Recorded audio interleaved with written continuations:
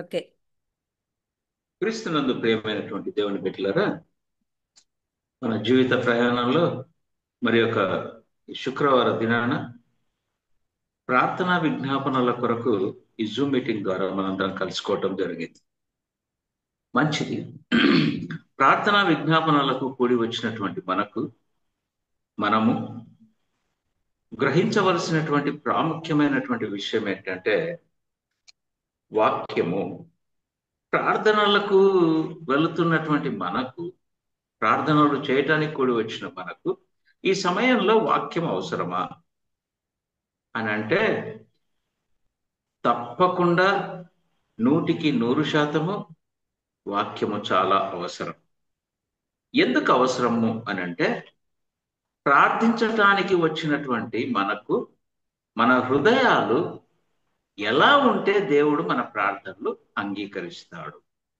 ఎప్పుడు మనము మన ప్రార్థనలకు తగిన జవాబును పొందుకుంటాం.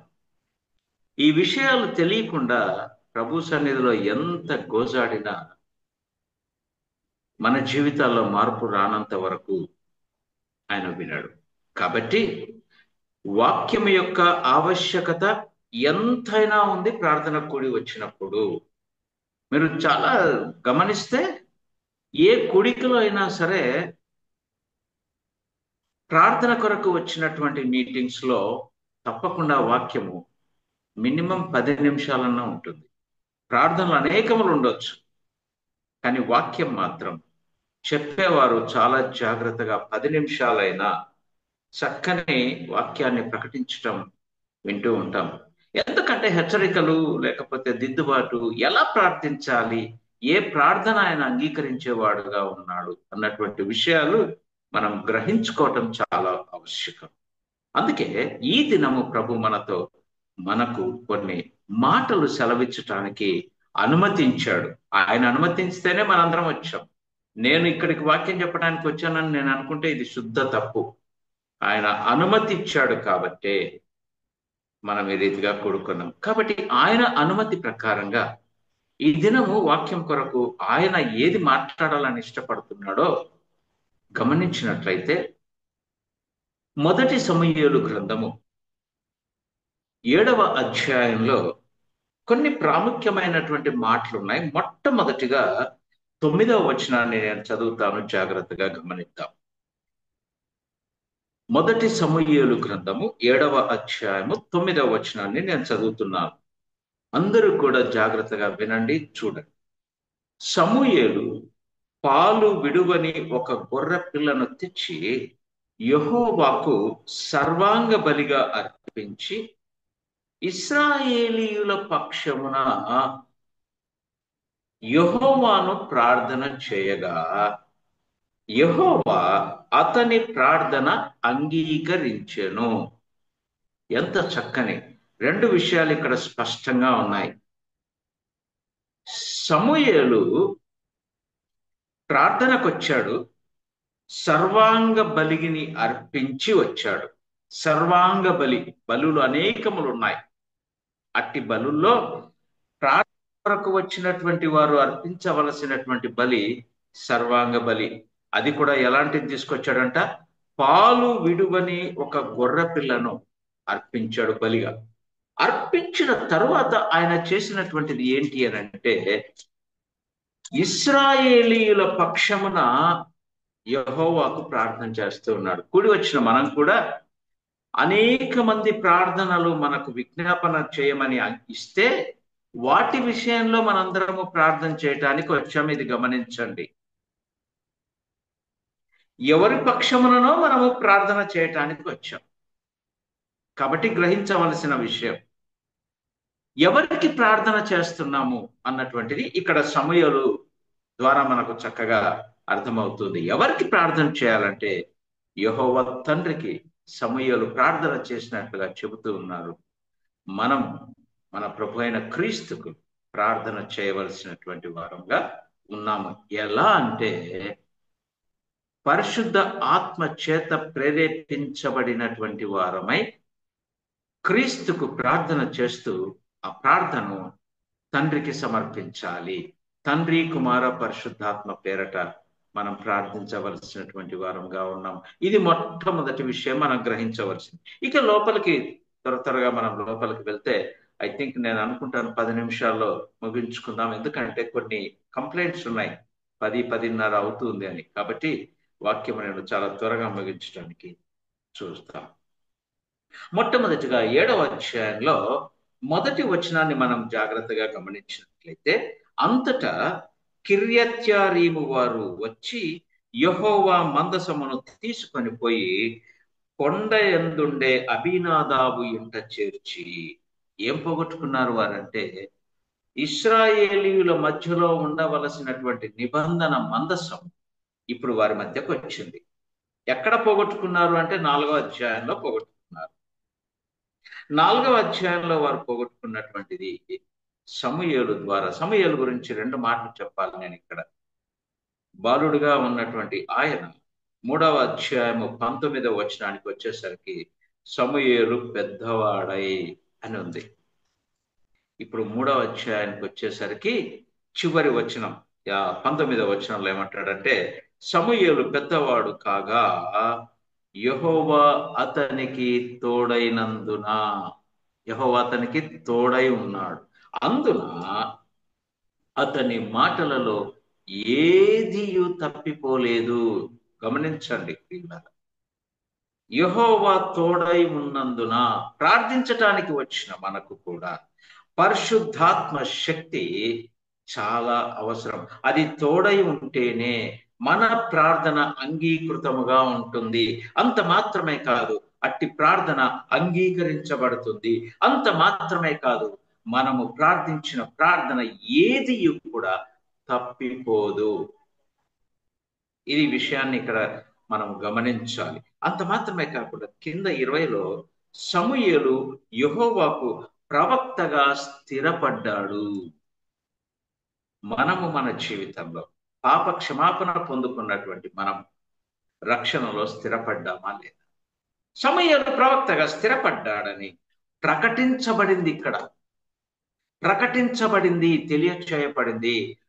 ప్రవక్తగా స్థిరపడినని దాను మొదలుకొని బెయర్షెబ వరకు ఇశ్రాయేలీయులందరూ తెలుసుకున్నారు. ఆయనను ప్రవక్తగా అంగీకరించారు. క్రీస్తునందు ప్రియమైనటువంటి దేవుని బిడ్డలారా, పాప క్షమాపణ పొందాను అని నేను చెప్పుకుంటూ నా గురించినటువంటిది, నా రక్షణలో నేను స్థిరుడునై ఉండాలి. స్థిరంగా ఉండటమే కాదు, నా గురించి ప్రాంతాలన్నీ కూడా తెలిసి ఉండాలి, వారు ఒప్పుకోవాలి. అప్పుడు నా ప్రార్థన దేవాది దేవుడు అంగీకరిస్తాడు అన్నటువంటి విషయాన్ని నేను తెలియచెప్పాలని ఇష్టపడి ఈ మాట చెప్పాను. తర్వాత 2వ వచనానికి వస్తాం. 7వ అధ్యాయం 1వ వచనంలో చూస్తే, వారు కోల్పోయింది ఏదో వారు సంపాదించుకున్నారు, తెచ్చుకున్నారు. కానీ పొందుకున్నటువంటి ఆ నిబంధన మందసాన్ని ఎక్కడ పెట్టాలో అక్కడ పెట్టకుండా మరొక చోట పెట్టారు. ఎక్కడ పెట్టాలి? నిబంధన మందసం ఎక్కడ ఉండాలి? ప్రత్యక్ష గుడారంలో ఉండాలి. అది ప్రత్యక్ష గుడారంలో పెట్టకుండా ఎక్కడ పెట్టారు? దాన్ని తీసుకొని పోయి కొండ యందుండే అబీనాదాబు ఇంట పెట్టారు. తర్వాత దాన్ని కాపాడుటకై కిర్యత్యారీము యొక్క కుమారుడైన ఎలియాజరును అక్కడ ప్రతిష్ఠించారు. సరే, ఇవన్నీ విషయాలు వదిలిపెట్టేస్తే 2వ వచనానికి వస్తే ఒక ప్రాముఖ్యమైనటువంటి విషయం ఉంది అక్కడ. అదేంటో తెలుసా? దేవుని చేత వారు పొందుకున్నటువంటి నిబంధన మందసం వారి మధ్యలో దాదాపుగా 20 సంవత్సరాలు లేదండి. ఆ మాట అక్కడ ఉంది. మందసము కిర్యత్యారీములో నుండిన కాలము 20 సంవత్సరములు ఆయను. అందుకు వారు ఏం చేస్తున్నారంటే, ఇశ్రాయేలీయులందరూ కూడా కూడి వచ్చి యెహోవాను అనుసరించటానికి దుఃఖపడుతూ ఉన్నారు. వారు దుఃఖపడటానికి ప్రాముఖ్యమైనటువంటి కారణం ఏంటి అంటే, చాలా కాలము తరువాత నిబంధన మందసం వారి మధ్యకు వచ్చింది. ఇది వారు గ్రహించారు. కానీ వారు మరి ఒక విషయాన్ని గ్రహించింది ఏంటి అనంటే, మందసం ఒక్కటి మన మధ్యలో ఉంటే సరిపోదు. నిబంధన మందసాన్ని మన మధ్యలోకి తిరిగి మనం తెచ్చుకోవటం మాత్రమే దేవునితో సరియైన సంబంధము కలిగిన వారము కాము, మందసం ఒక్కటే కాదు, మరి ఇంకా ఏముండాలి? అది సమూయేలు ప్రవక్త వారితో చక్కగా మాట్లాడాడు. అందుకే వారు గ్రహించారు. మనం ప్రలాపిస్తే సరిపోదు, మనం ఏడిస్తే సరిపోదు, ఆయన సన్నిధిలో ఎంత దుఃఖపడినా సరిపోదు. మందసం ఒక్కటి పెట్టుకొని మరి ఏముండాలి అన్నటువంటి విషయాన్ని సమూయేలు చాలా చక్కగా వారితో బయలుపరుస్తాడు. 3వ వచనంలో, 7వ అధ్యాయం 3వ వచనానికి వస్తే, సమూయేలు ఇశ్రాయేలు వారందరితో ఇట్లన్నాడు. ఏమన్నాడంటే, మీ పూర్ణ హృదయముతో యెహోవా యుద్ధకు మీరు మల్లుకొనిన ఎడల, మీరు ఆల్రెడీ ఆ మార్గంలో ఉన్నవారే మార్గము తప్పారు. తప్పిన మీరు మరలా తిరిగి రండి అని అంటున్నాడు.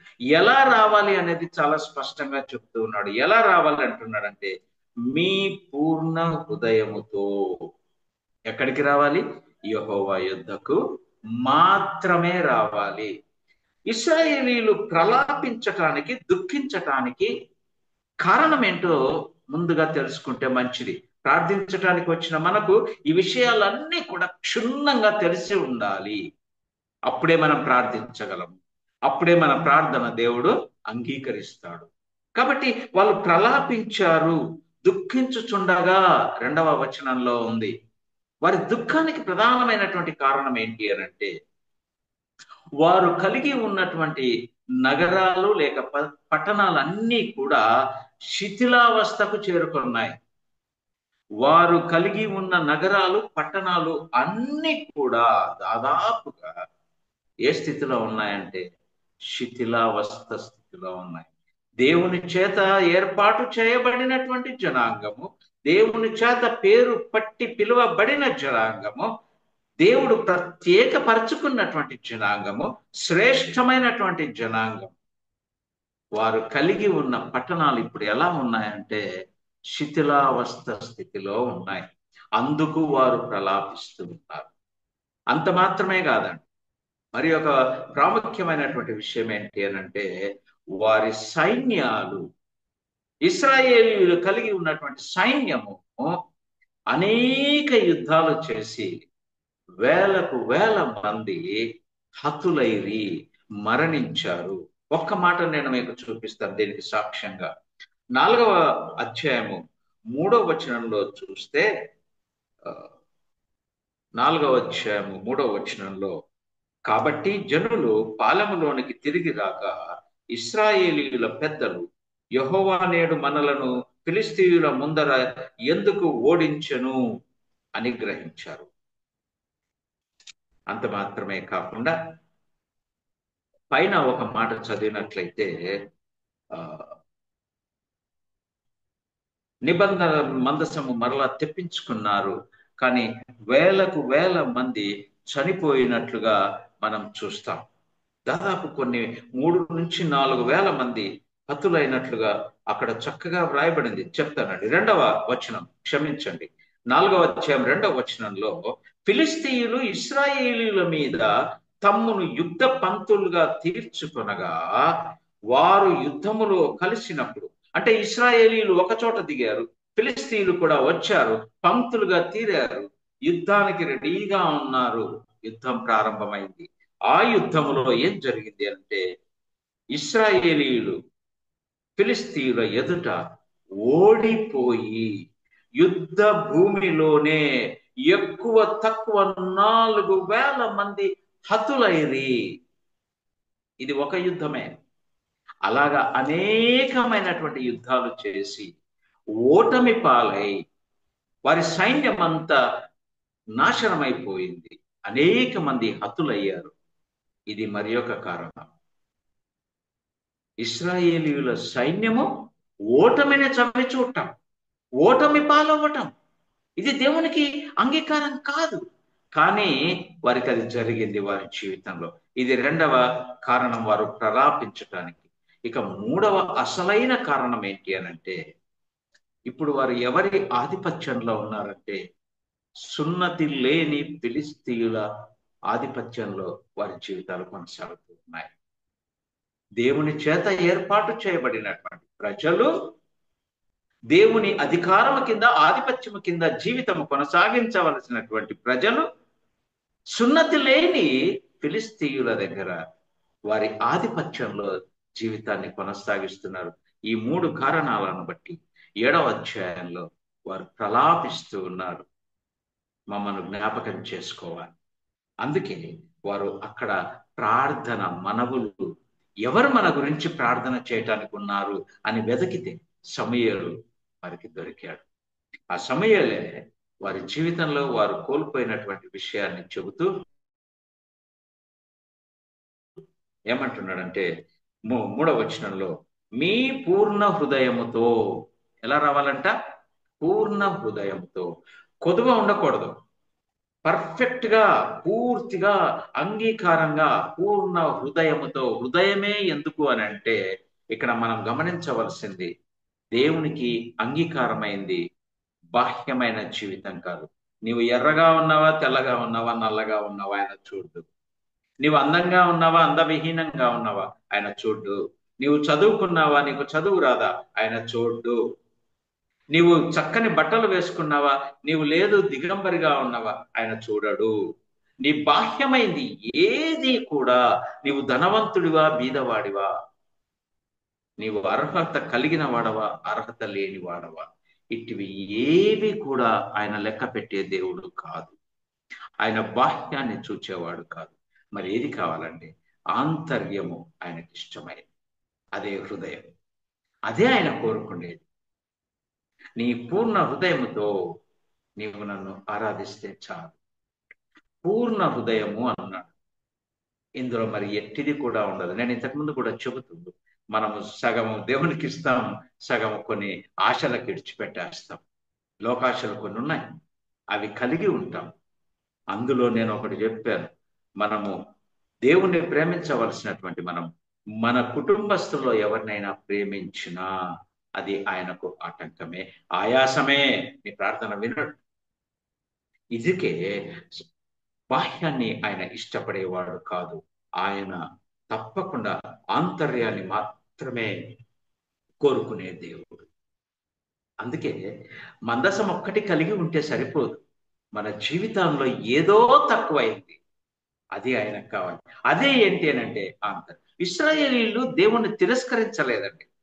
దేవుడు ఇశ్రాయేలీయులను తిరస్కరించలేదు, అంటే విడిచిపెట్టలేదు. ఇశ్రాయేలీయులు దేవుణ్ణి సేవిస్తూ చేసిన తప్పిదం ఏంటయ్యా అంటే, ఇతర దేవతలను వారి హృదయంలోకి తీసుకొచ్చి ఆ ఇతర దేవతలతో కలిపి యెహోవాను సేవించారు, ఆరాధించారు. ఇదే ఆయనకు ఇష్టం. అందుకే అది గ్రహించినటువంటి సమూయేలు ఇక్కడ వారి దిద్దుబాట్లు చెప్తూ ఉన్నాడు. దుఃఖపడకండి, మీ పూర్ణ హృదయంతో మీరు మరలా తిరిగి వస్తే ఆయన అంగీకరించడానికి సిద్ధంగా ఉన్నాడు. కానీ మీ హృదయము పూర్ణమైనటువంటిదిగా ఉండాలి. మీ హృదయంలో ఏముంది అంటే అష్టారోతు. చూద్దాం 3వ వచనంలో కిందికి వస్తే, మీ పూర్ణ హృదయంతో యెహోవా యొద్దకు మీరు మల్లుకొనిన ఎడల అన్య దేవతలను, అష్టారోతు దేవతలను మీ మధ్య నుండి తీసివేసి, అవి తీసివేయాలి. వారు తీసివేసి పట్టుదల కలిగి యెహోవా తట్టు మీ హృదయములను త్రిప్పి ఆయనను సేవించుడి.